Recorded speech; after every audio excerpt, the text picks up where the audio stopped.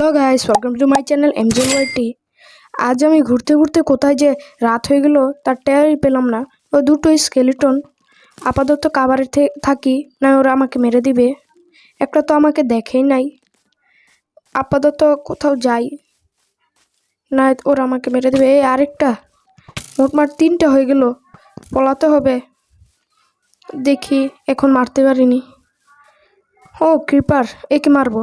মর মর, ব্লক বসলো না গাইস, তারপরেও কিছু হয় নাই। আরেকটা স্কেলিটন, ওকে মারবই আজ, ও আমাকে ডিস্টার্ব করছে।